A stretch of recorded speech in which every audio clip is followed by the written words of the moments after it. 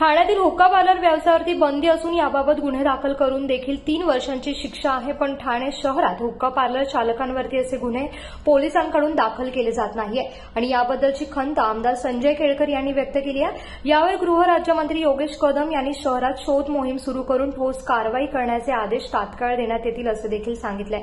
ठाणे शहरात तरुण पिढी हुक्का पार्लर संस्कृतीमुळे उद्ध्वस्त होण्याच्या मार्गावरती आहे। हुक्का पार्लर मुक्त ठाणे शहरासाठी लोक चळवळ उभारली त्यास यश देखील मिळेल। पोलिसांनी कारवाया केल्याने 60% हुक्का पार्लर बंद झालेत, पण अद्याप 40% हुक्का पार्लर सुरू असल्याची माहिती संजय केळकर यांनी सभागृहामध्ये दिली आहे। शहरामध्ये थेट हुक्का पार्लर सुरू आहेतच, पण हर्बलच्या नावाखाली देखील हुक्का पार्लर सुरू असून एवढेच नव्हे तर परमिट रूमच्या मागे देखील हा व्यवसाय सुरू आहे। त्यामुळे तरुण पिढी मोठ्या प्रमाणात व्यसनाच्या आहारी जात आहे।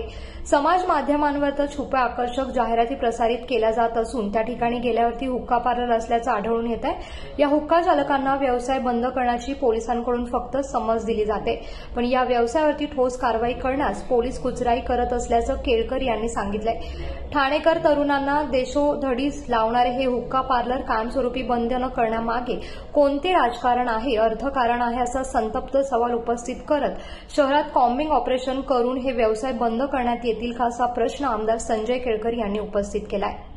तर यावर उत्तर देताना गृहराज्यमंत्री योगेश कदम यांनी ठाणे शहरात शोध मोहीम सुरू करून हुक्का पार्लर बंद करण्याचे आदेश आजच देण्यात येतील असं देखील सांगितलंय। मातूर त्यांना सांगितल्यासारखं होतं आणि हे हुक्का पार्लर चालू राहतात। आता याच्या पाठीमागचं काय राजकारण आहे, काय अर्थकारण आहे, परंतु या संबंधामध्ये कठोर पावलं उचलण्याच्या दृष्टीने आपण कोम्बिंग ऑपरेशन करून ही कायमची बंद कराल का?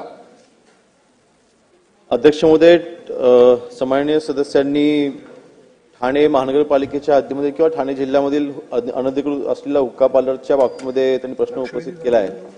नक्कीच आपल्या माहितीनुसार संपूर्ण ठाणे महानगरपालिकेमध्ये विशेष मोहीम राबवून त्या सगळ्या हुक्का पार्लरवरती कारवाई करण्याचे आदेश आजच्या आज दिले जातील आणि विशेष मोहीम हुक्का पार्लरच्या संबंध महाराष्ट्रामध्ये ज्या ठिकाणी अनधिकृत हुक्का पार्लरचे तिथे जे काही हुक्का पार्लर चालू आहेत त्यांच्यावरती कारवाई करण्यात येईल।